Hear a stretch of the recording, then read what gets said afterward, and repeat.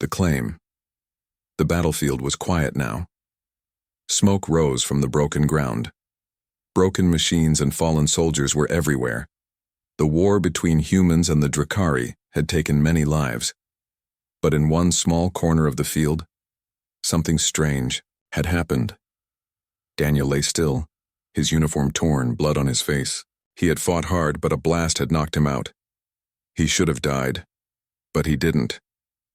Someone stood over him, tall and strong. She was not human. Her silver skin glowed in the pale light. Her eyes, deep and sharp, studied him carefully. Her name was Lyra. She was a warrior of the Drakari, one of their best. She had fought in many battles. She had taken many lives. But today, she did something different. When she saw Daniel lying there, helpless, something stopped her. She could have ended his life in a second, but instead she dropped her weapon. She picked him up. Her people saw her from a distance. They were confused. A warrior never shows mercy. But Lyra walked away from the fight, carrying Daniel in her arms. Daniel woke up in a strange room. The walls were smooth and white. The bed was soft. He sat up, confused. He remembered the battle. He remembered falling. But now he was alive. The door opened. Lyra walked in. "You are awake," she said, her voice calm. Daniel stared at her. "Where am I?" he asked. "You are safe," she said. "I brought you here." "Why?" he asked. You're one of them." Lyra nodded. "Yes, I am Drakari, but I saved you." Daniel stood up, weak but angry. "I don't understand. Are you going to question me? Lock me up?" "No," Lyra said. "You belong to me now." Daniel blinked. "What?" "In my culture," she said slowly, "if a warrior saves a life in battle, that life belongs to them." Daniel laughed, but there was no joy in it. "That's insane." "It is law," she said. "You are mine now." Daniel shook his head. "I'm not a thing you can own." "You are not a prisoner," she said. "You are under my protection. No one here can touch you." "Great," he muttered. "So I'm a pet?" "No," she said. "You are important. Saving your life was not part of the plan. But now, your life is tied to mine." Daniel looked at her closely. She wasn't mocking him. She wasn't cruel. In fact, she looked serious, maybe even sad. Later, the alien council met. Tall figures in robes with glowing eyes. They spoke in soft voices. Lyra stood before them. "You saved a human," one said. "Why?" "I do not know," she answered. "I followed my heart." "And now?" they asked. "Now I claim him," she said, "as our law allows." Daniel sat behind her, listening. He felt like a piece of meat being passed around. But he also saw something else. Some of the council members were not happy. "This human is a soldier," one said. "A killer. We should not trust him." "He is mine," Lyra repeated. "He will not harm us." The council finally agreed. Daniel would stay. But he could not leave the city, and he could not contact his people. In the days that followed, Daniel stayed in Lyra's home. It was large but quiet. She trained every morning, practiced with her weapons. He watched her sometimes. Her movements were like dance, fast, strong, beautiful. She brought him food. She asked him questions about Earth, about humans. He answered slowly, carefully. He didn't trust her. Not yet. But she was kind. She never forced him to do anything. And she never treated him like an enemy. Still, he wanted to leave. One night, he found a hidden door in the house. He thought maybe it led outside. He tried to open it. Alarms rang out. Guards came. Lyra came. "You tried to run," she said quietly. "Of course I did," Daniel said. "I'm not staying here like a pet." "You could have died out there," she said. "This city is not safe for you." I'll take my chances, he snapped. Lyra looked at him, then sighed. You do not understand yet, but you will. I did not save you to trap you. Then why did you save me? He asked. She paused. Her voice dropped. Because you reminded me of someone I lost. Daniel had no reply. That night, he sat by the window. The stars above were unfamiliar. The world outside was strange, but something inside him had started to change. He didn't know if he was safe. He didn't know if he was free. But one thing was clear. He was no longer just a soldier. He had become something more. The escape attempt, the days passed slowly. Daniel felt like a shadow moving through a dream. He was alive, but not free. He was in a city full of strange voices, floating lights, and creatures that looked like they had stepped out of a nightmare. The Drakari city was not like anything on Earth. It was beautiful, yes, but in the way a storm is beautiful, powerful, cold, and dangerous. Lyra was always near. She watched him with eyes that missed nothing. She didn't chain him. She didn't hurt him. But he could feel it. He was still not in control of his own life. He had to get out. He had to find his way back to his people. One morning, before the suns rose over the jagged hills, Daniel slipped out of Lyra's home. He had been watching the guards, studying their routine. There was a window of time, only a few minutes, when the watchers rotated and the streets were quiet. He moved fast, his heart pounding in his chest. He wore a dark cloak stolen from the storage room, covering his human skin. The city was awake, with strange machines flying overhead and glowing signs pulsing in languages he couldn't read. He kept his head down. The gates to the outer wall were guarded, of course. 2 tall Drakari soldiers stood there holding staff weapons that buzzed with energy. He couldn't fight them. He didn't need to. He had a plan. He had stolen a small disc from Lyra's workbench the night before, a cloaking device. He didn't know how to use it perfectly, but he had seen her activate it once. He copied her motion now, pressing the disc and whispering, "On." His body shimmered. He vanished from sight. He held his breath and walked past the guards. They didn't see him. He smiled just a little. But the city had other dangers.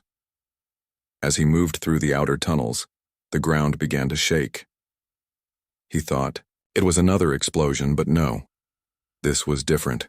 From the shadows, a creature crawled out. Not Drakari. Something worse. A desert stalker. Its skin was pale, stretched tight over its bones. Its mouth split open in 4 sharp parts. Its eyes were blind, but it could hear everything, and it had heard him. Daniel froze. He held his breath again. But then, his cloak flickered. The device was dying. The stalker turned. It charged. Daniel ran. He didn't look back. He sprinted through the stone corridors, turning at every light, every sound. He could hear the thing behind him, claws scraping, breath hissing. He tripped, hit the ground hard. The stalker leapt, and then a flash of blue light. The creature screamed and vanished into ash. Daniel blinked. Lyra stood there, weapon smoking in her hand. She had followed him. She had saved him. Again. You could have died, she said, her voice shaking with anger. I was trying to go home, he said. You don't understand. No, you don't understand, she shouted. It was the first time he had seen her lose control. This world is not yours. Your people are not here. And out there, she pointed toward the tunnels, are things that don't care what you are. They will tear you apart. Slowly. Daniel stood up slowly. His side hurt from the fall. Then what do you want from me, he asked. What am I supposed to do? Stay here forever? Lyra looked away. I don't know, she whispered. I didn't plan this. I didn't choose to bond with you. Then unbond, he said. Break the rule. She shook her head. It's not that simple. The bond is not just law. It's spirit. Once made, it cannot be undone. If you die, part of me dies too. He stared at her. You risked your life for me. Again. Twice, she said.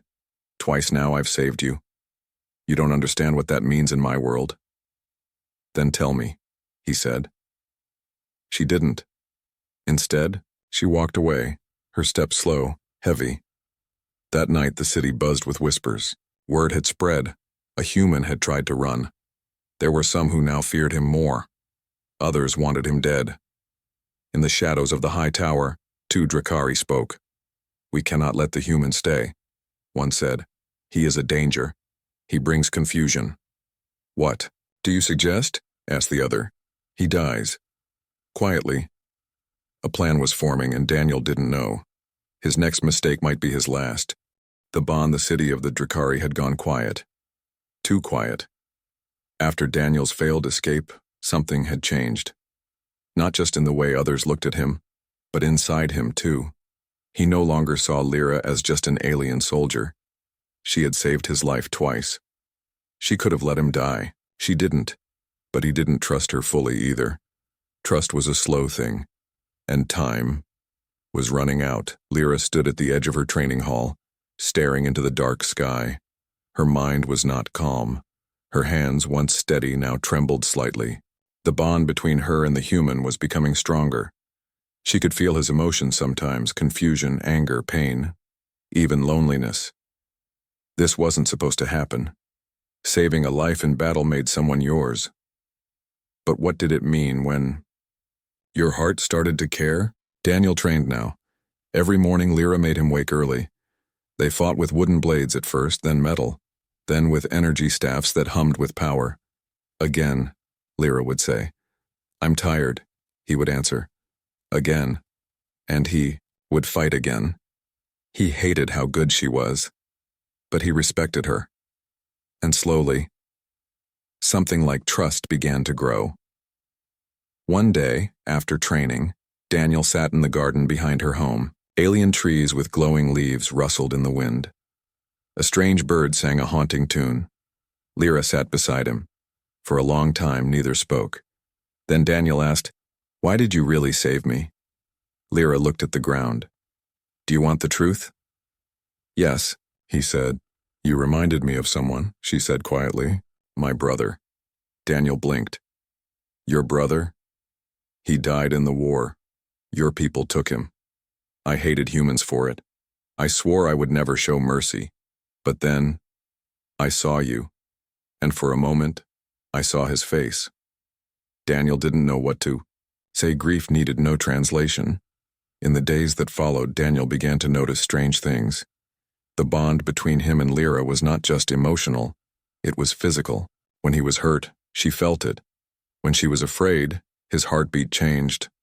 One night he dreamed of fire, flames and screaming. He woke up gasping. Lyra was already awake, staring at the door. "You saw it too," she whispered. "What was it?" Daniel asked.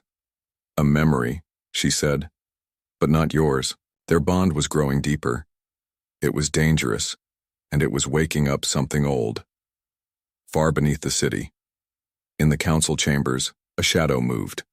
Not all of the Drakari elders believed in the bond. Some thought it was a curse from the past.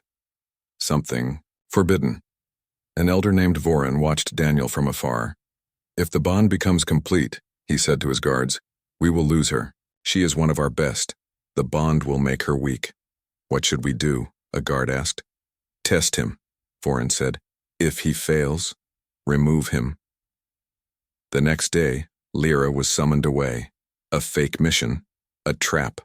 Daniel was left alone. He felt it at once. The tension in the air. Something was wrong. He walked outside. The streets were too quiet again. And then the attack came. 3 masked warriors dropped from above. No warning, no words. Just blades. Daniel grabbed a fallen staff. He wasn't ready. Not for this. But he fought. The training paid off. One attacker fell. But the second one struck him across the ribs. Daniel fell to his knees. The third attacker raised a blade. And then a scream. Not his. It came from above. Lyra. She returned too soon. She struck the attackers with lightning speed, her eyes glowing with rage. In moments it was over. The attackers were gone. Daniel lay bleeding. She dropped to her knees beside him. "Stay with me," she said. pressing her hand over his wound. "Don't die." He looked up at her, weak but alive. "You came back. Always will," and then something happened. Their hands touched, a light spread between them. Soft, golden, pulsing. A true bond. One that had not happened in generations. The city felt it. So did the council. And someone else. Something dark, watching from beyond the stars. It smiled. That night, as Daniel rested, Lyra sat by his side. She knew what had happened. The bond was complete, but it came with a price. Now, if he died, she would die too. And if someone wanted to kill him, they would come for her as well. The bond had given them strength, but it had also painted a target on both their backs, and the enemy was already on the move.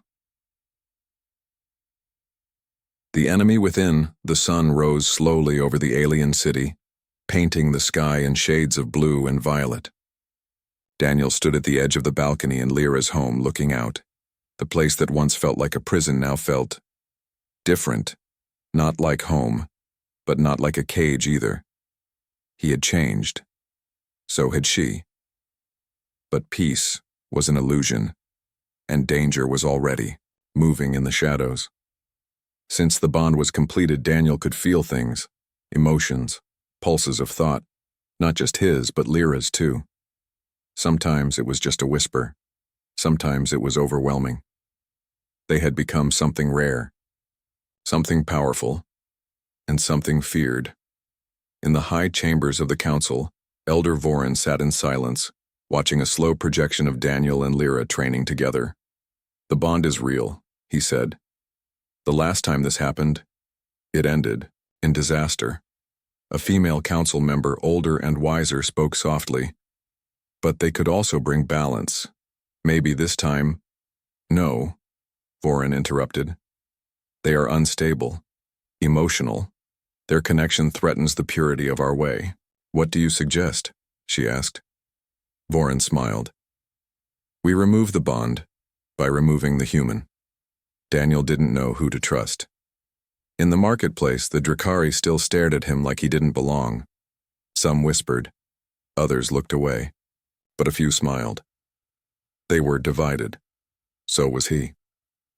That night, someone knocked on Lyra's door. It was a young Drakari soldier. His name was Kyle. He was Lyra's former student. Brave, loyal, and in the past, very close to her. "We need to talk," Kyle said. Lyra invited him in. Daniel watched from the hallway. "You've changed," Kyle said to her. "You walk like someone else now. You look at him like he's your equal." "Because he is," Lyra said. Kale's jaw tightened. "He's a human. He's the enemy." "He's not," she said. "He's mine." Daniel heard it, and so did Kale. Later that night, Daniel sat alone in the garden. The stars above seemed to burn brighter than usual. He didn't hear the footsteps behind him. A blade touched his neck. "Do not speak," a voice whispered. "Stand, walk with me." He followed the voice, feeling the blade press against his back. They passed into the lower tunnels where light barely touched the walls. "What do you want?" Daniel asked finally. The voice didn't answer. They reached a dark chamber. The attacker pushed him inside, then removed his hood. It was Kale. "You don't belong here," he said coldly. "You've poisoned her. She was once a leader. Now she's attached." Daniel kept his voice calm. "She made her choice." "No," Kyle said. "She was tricked by the bond. You don't know what it does to us, how it changes us. It's not love, it's infection." "So what now?" Daniel asked. "You kill me?" Kyle raised the blade. "Yes." But before he could strike, Lyra burst into the room. Her blade met Kale's with a crash of sparks. The two fought. Fast, deadly, brutal. Daniel could hardly follow their movements. Kale was good. But Lyra was better. With one final strike, she disarmed him. Kale fell to his knees. "Why?" she asked. "Why would you betray me?" "Because I loved you," he whispered. Before him. Before the bond. And you chose a human. Lyra's face didn't change, but Daniel felt her pain in his chest. She didn't kill Kale. She let him live, and that may have been her mistake. Back at the council, Voran received news of Kale's failure. The soldier was weak, he said. We need someone stronger, someone hidden. He turned to the shadows, and from those shadows a figure stepped forward. Not Drakari, not human, something else, something old. Are you ready to kill the bonded one? Voran asked. The figure nodded. Good, Voran said. Make it look like an accident, and make it slow. Meanwhile, Daniel and Lyra sat in silence. They'll keep coming, he said. Yes, she said. We have to run. No, Lyra said. We face them. Together. Daniel nodded. But deep down, he knew. Running might be safer. Because something darker than any warrior was now hunting them, and the bond that saved their lives might be the reason they lose everything. The hidden truth, the city had changed. Daniel could feel it in the air. It wasn't just tension anymore. It was fear. People whispered behind walls. Guards stood in places they didn't before. Even the sky seemed darker. Someone was coming. For him, and this time it wouldn't be a soldier with a sword. It would be something worse. Lyra walked beside him, her shoulders tense. She hadn't slept in 2 days. Ever since the attack by Kale, she had barely spoken. Something inside her had shifted. They're planning something, she said. You think it's the council? Daniel asked. I know it is, she said. Then, we should leave. No, she replied, but her voice was less certain this time. We need answers. If we run, we stay blind. But if we go to the archives, we might finally see the truth. Daniel had heard of the archives, a hidden chamber buried deep beneath the city, off limits, guarded by old laws. No one went there unless the council allowed it. Lyra didn't wait for permission. They moved at night, through old tunnels, forgotten hallways, paths only the royal guards knew. Daniel's pulse was loud in his ears.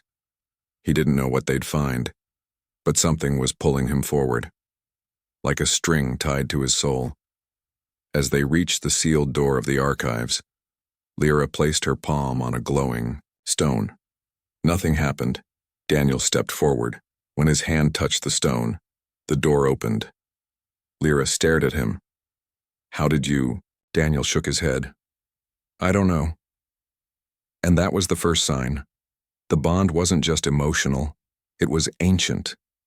Inside, the archive chamber was massive. Tall pillars, glowing walls filled with images and recordings, floating crystals that whispered when touched.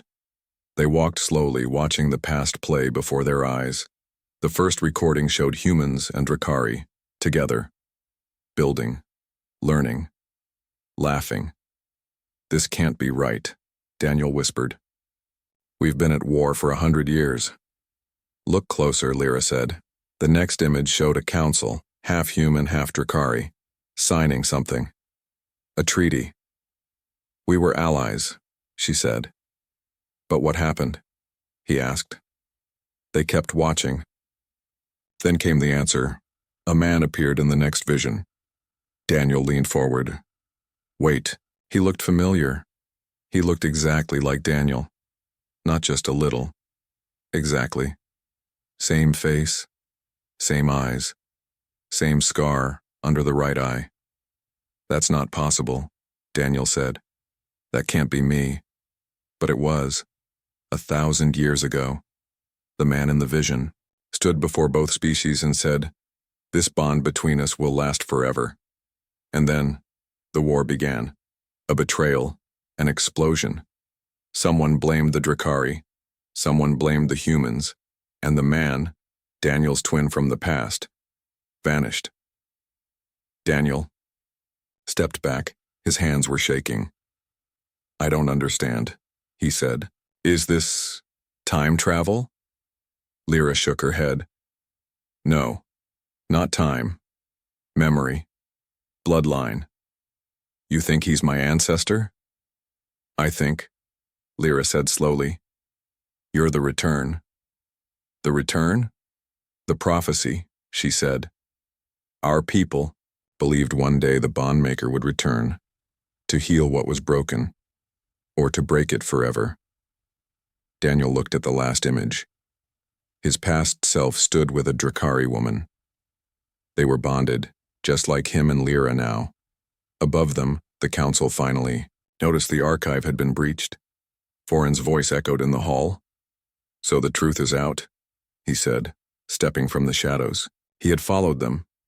He held a weapon, not a sword, not a gun, a mindbreaker, an ancient tool used to cut the soul apart.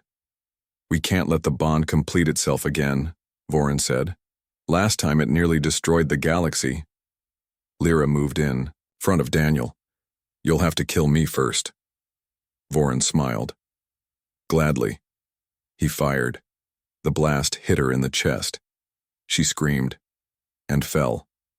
Daniel dropped to his knees. Lyra! The bond between them flared. Golden light filled the room. Pain rushed into him, his heart cracked. Vorin raised the weapon again, but Daniel was no longer just human. The past awakened inside him. Memories not his own. Power not from this world. He rose, eyes glowing, hands shaking with energy, and the ground trembled beneath him. The archives exploded with light. Vorin screamed as he was, thrown back. Daniel stepped forward, glowing like a star. The bond had chosen, and he was no longer running. He was remembering who he really was, and the war was only just beginning. The final choice, the city was burning. The skies were dark with smoke. Sirens cried through the night. Daniel stood in the middle of it all, blood on his hands, fire in his eyes. Beside him, Lyra lay unconscious, her chest rising slowly. She was alive, but only barely.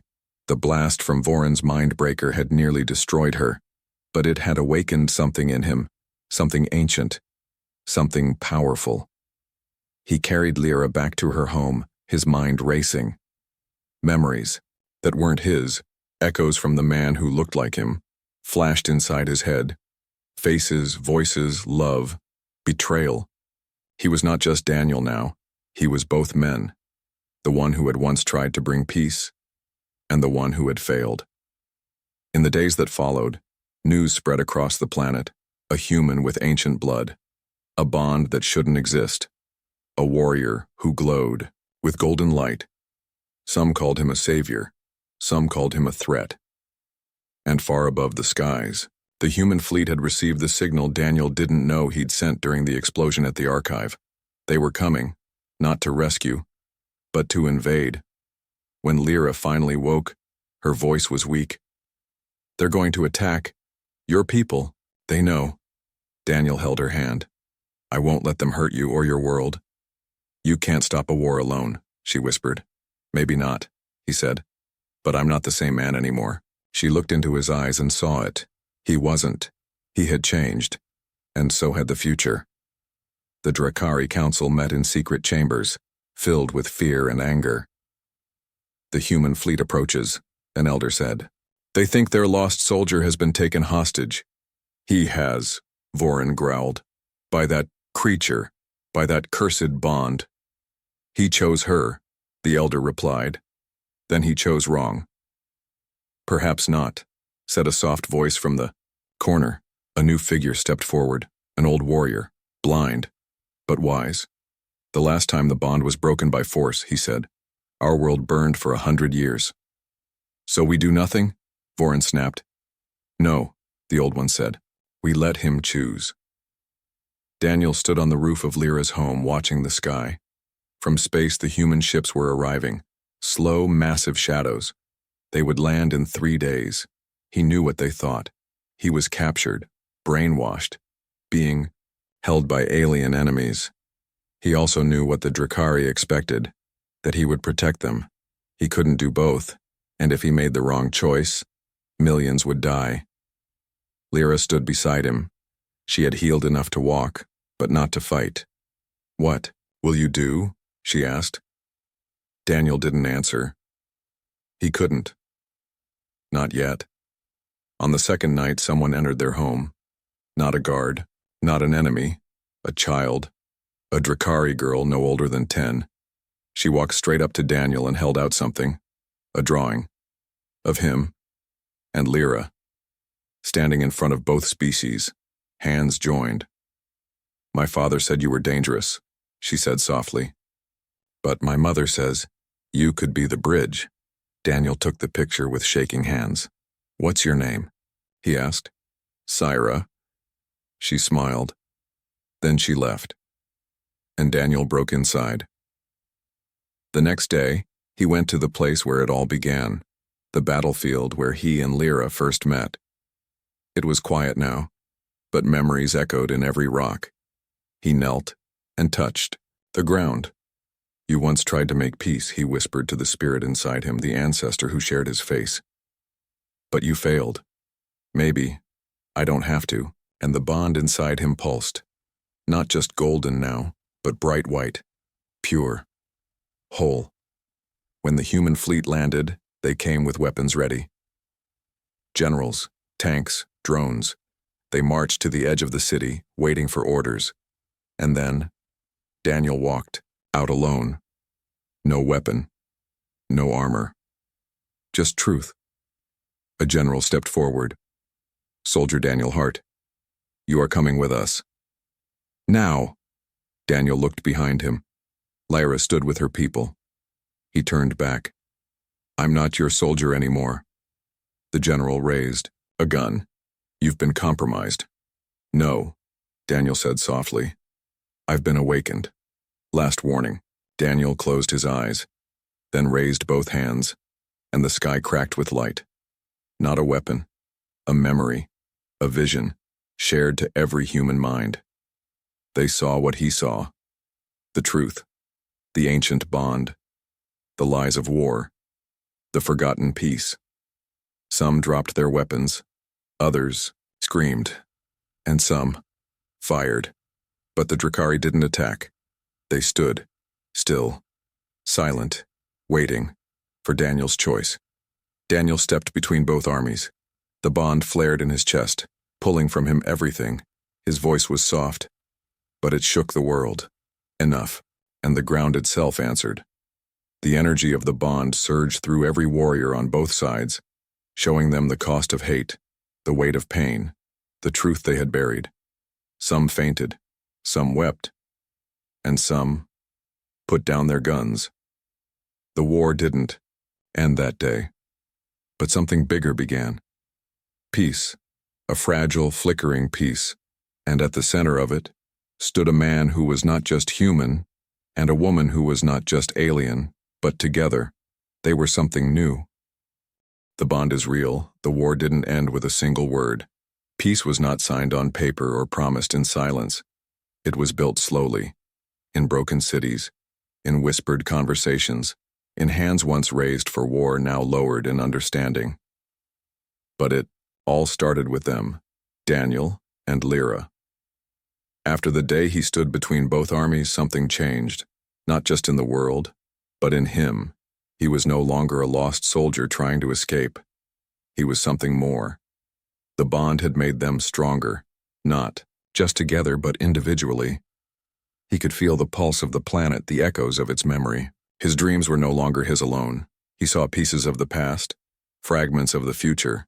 And Lyra, she no longer walked in the shadow of orders and duty. She was a symbol now. Some called her a traitor. Others called her a legend. She didn't care about either. She only cared about him. They didn't live in the palace or with the council. They chose the mountains.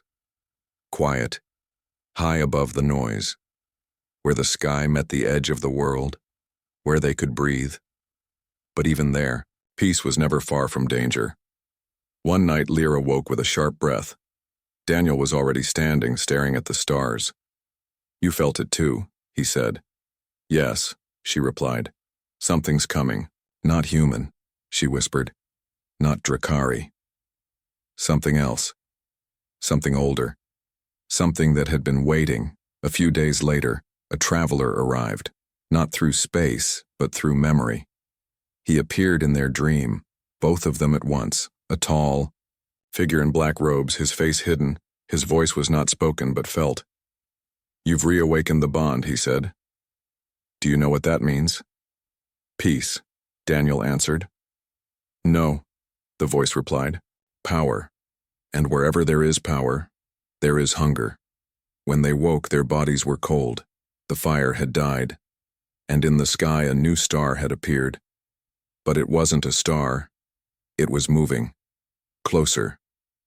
In the capital, the Drakari Council summoned them. But this time, there was no anger. No blame. Just fear. "Our ancestors spoke of the old ones," an elder said. "Those who came before us, who created the bond, and then tried to control it. We thought they were myth." Another whispered. "They're not," Lyra said. "They're coming," Daniel added. The world prepared again. But this was not war. This was survival. Daniel and Lyra stood before the council, humans on one side, Drakari on the other, and for the first time in history they agreed. They would fight together, not as two species, but as one. Because the bond was no longer between two people. It had spread to every warrior who laid down their weapon, to every child born after that day, to every person who chose peace over fear. The bond was becoming something more, something alive. When the dark ships arrived, the skies trembled. They didn't fire. They didn't speak. They simply opened. And from within them came shadows, beings with no face, no form, made of smoke and memory. They had no interest in land or gold.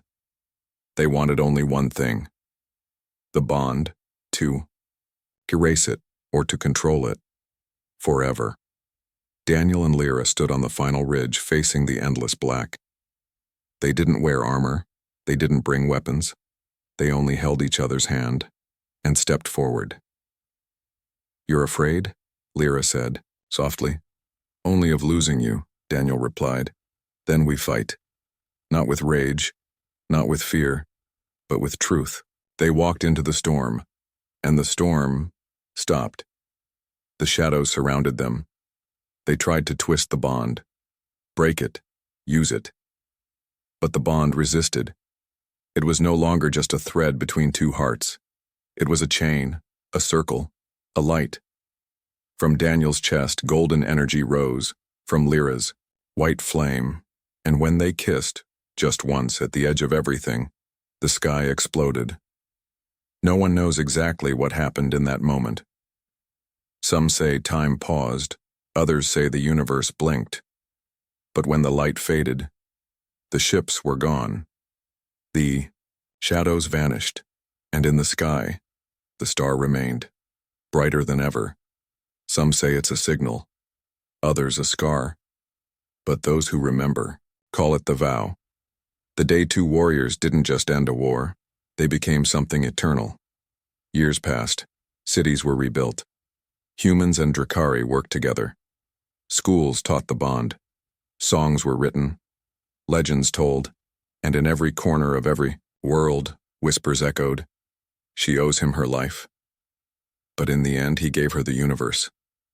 And every time a child was born with golden eyes, someone would smile and say, "The bond lives on."